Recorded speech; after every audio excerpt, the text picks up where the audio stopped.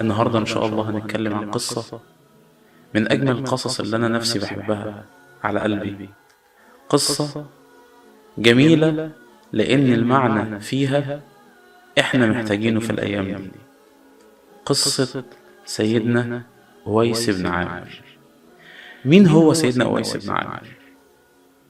وليه بالأخص القصة دي مؤثرة مع ناس كتير أوي؟ لأن ربنا سبحانه وتعالى لما بيصطفي عباده بطاعتهم ليه بيجعل لهم مناقب في حياتهم. سيدنا أويس بن عامر من الحاجات الجميلة أوي اللي احنا هنسمعها إن ربنا سبحانه وتعالى ذكره على لسان رسول الله صلى الله عليه وسلم. سيدنا رسول الله صلى الله عليه وسلم قال في الحديث الشريف: يأتي عليكم قوم من اليمن أو أمداد من اليمن، فإذا أتى منهم فاسألوا عن أويس بن عامر، أو كما قال رسول الله صلى الله عليه وسلم. طب هو سيدنا أويس بن عامر شاف النبي صلى الله عليه وسلم؟ لا، ما شافوش. طب هو سيدنا أويس بن عامر آمن بالنبي صلى الله عليه وسلم في عهد النبي صلى الله عليه وسلم؟ أيوه. والنبي صلى الله عليه وسلم بلغ بيه الصحابة وهو ما شافوش. ما هي دي المنقبة، ما هي دي عظمة القصة اللي هنحكيها. سيدنا أويس بن عامر كان أحد العباد القائمين، أسلم في عهد النبي صلى الله عليه وسلم. ما منعوش إنه هو يروح للنبي صلى الله عليه وسلم ويلحق بيه في المدينة أو في مكة غير سبب بسيط جدا جدا جدا، إن هو بر بأمه. بره بأمه وطاعته ليها ورعايته ليها خلته يؤثر على نفسه إن هو مشوش الرسول صلى الله عليه وسلم.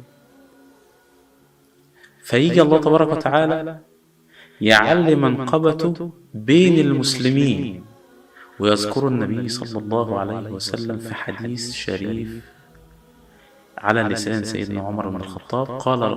قال رسول الله صلى الله عليه وسلم: يأتي عليكم قوم أو أمداد من اليمن، فإذا أتوا فاسألوا عن أويس بن عامر.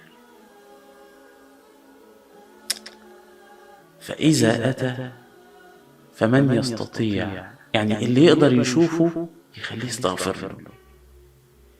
ليه يا رسول الله؟ هو وصل لإيه علشان يوصل لمنزلة الاستغفار عند رب العالمين المستجاب؟ بر بأمه. وعلشان مش أي حد يقول إن أنا أويس بن عامر أو أي حد يقول أنا أويس، فالنبي صلى الله عليه وسلم ذكر في بعض الحاجات اللي محدش يعرفها غير سيدنا أويس. قال إن هو كان عنده بياض، هو مرض البرص، وشفي منه إلا موضع درهم. دي حاجات طبعا شخصية كل الناس مش هتعرفها إلا يعرفها صاحب المنقبة نفسه. فلما أتى قوم على سيدنا عمر بن الخطاب سأل على سيدنا أويس بن عامر: أفيكم أويس؟ كان لما بيجي من اليمن إمداد للغزو للجيش المسلم بيبقى معاهم ناس جايين من اليمن، فبيسألهم سيدنا عمر بن الخطاب، بيسألهم. فطبعا لازم وطبيعي جدا ان هو يدور. ما هو النبي صلى الله عليه وسلم قال له في واحد هنا في البلد دي اسمه كذا، مواصفاته كذا، اللي يشوفه خليه يستغفر. ده حاجة جميلة، حاجة كتير قوي مننا بنتمناها. فكان كل ما يجي واحد من أهل اليمن أو إمداد من أهل اليمن يسأل عن سيدنا أويس بن عامر، لحد ما جه سيدنا أويس بن عامر. قال: أأنت أويس بن عامر؟ قال: نعم. قال: كان بك برص فشفيت إلا موضع درهم؟ قال: نعم. قال: حدثنا رسول الله صلى الله عليه وسلم بخبرك وقال: من رآه فليستغفر له، أو كما قال النبي صلى الله عليه وسلم. الجميل والعبرة إن احنا بنقول كلمة جميلة على إن النبي صلى الله عليه وسلم قال للصحابة. ومين بقى من الصحابة اللي عايز سيدنا أويس يستغفر له؟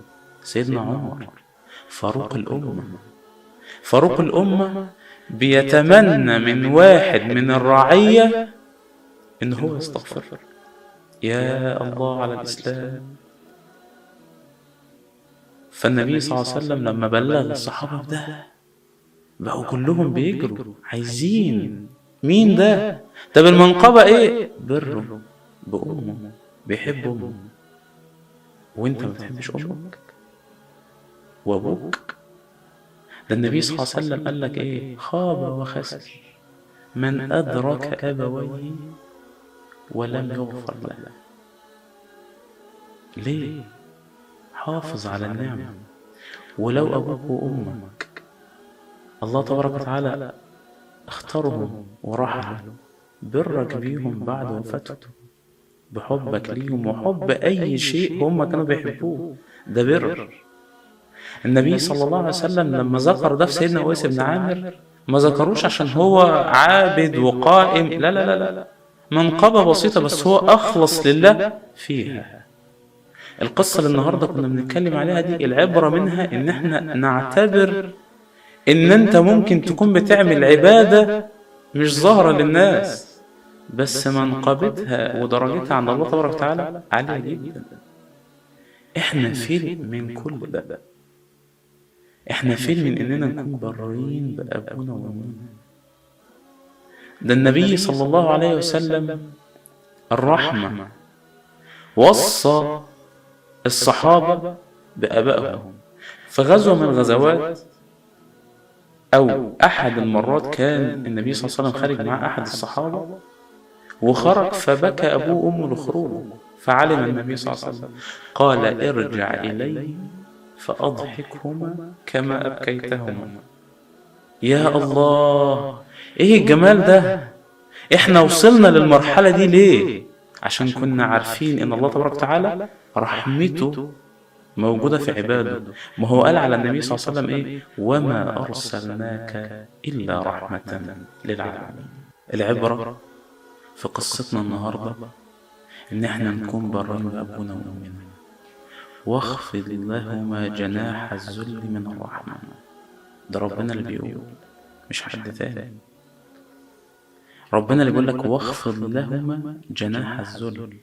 عامل أبوك وأمك بحكمة بلطف برحمة، لأن الله تبارك وتعالى وصانا بيهم ووصينا الإنسان بوالديه. العبرة هنا مش في إن إحنا ممكن نقول قصة ونبقى مبسوطين بالقصة بس. العبرة إن إحنا نتمم القصة بتعاليم ديننا نتعلمها في حياتنا. أبوك وأمك كنز مش هتعرف قيمته غير لما يفقد. حافظ عليهم.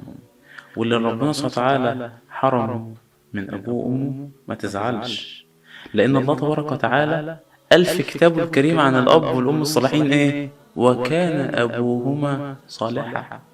ده ربنا اللي قال كده، ذكر صلاح الأب والأم وميراثهم لأولادهم إن هم هيفضلوا صالحين. معية أبوك وأمك بصلاحهم معاك في الدنيا حتى لو فرقوا.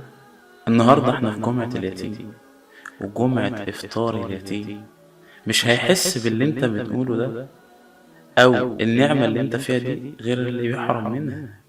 اليتيم بيتمنى يكون عنده أب وأم يعطفوا عليه يحوطوه يكونوا هو السند. حافظ على النعمة اللي في ايدك لأن غيرك بيتمناها. بيتمنى يشوف أب وأم، بيتمنى يقول يا بابا يا ماما، بيتمنى لما يرجع البيت بالليل يلاقي اللي بيحتضنه اللي خايف عليه.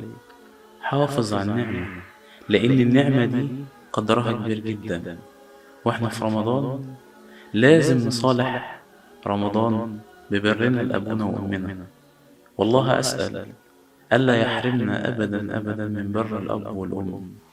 والله أسأل إن الله تبارك وتعالى يجعل لهم يا رب كده مناقب الخير في الجنة، ويسكن يا رب كل أب وكل أم في الجنة، لأن هم منزلتهم الجنة. تعبوا وربوا وحربوا وسعوا عشان إحنا نوصل لمرحلة كويسة. اوعى تفكر إن اللي انت وصلت له ده وصلت له بشطارتك، لا والله، دي دعوة لأبوك وأمك في لحظة كانوا راضين فيها عنك، دعوا لك وربنا استجاب، مش شطارتك والله. الله أسأل في أيامه المباركة العطرة الجميلة إن هو يعطر قلوب أبونا وأمنا. اللهم اغفر لهم وارحمهم إذا كانوا أموات أو أحياء. يا رب اللي فقد أبوه وأمه أبدا أبدا ما يفقدش حنيتهم ولا صالح دعائهم في دنياه، واللي لسه لحد دلوقتي واحنا بنتكلم زعلان من أبوه وأمه، اجري صدقني مش هتلحق. لو فوت المحطة دي وسبتها عدت منك هتخسر كتير أوي. طبعا زكاة العلم نشر، ما تحرمش حد ان هو يشوف فيديو زي ده، يمكن بكلمة انا ممكن اكون قلتها وانا خالص فيها لله حد يشوفها فيهدى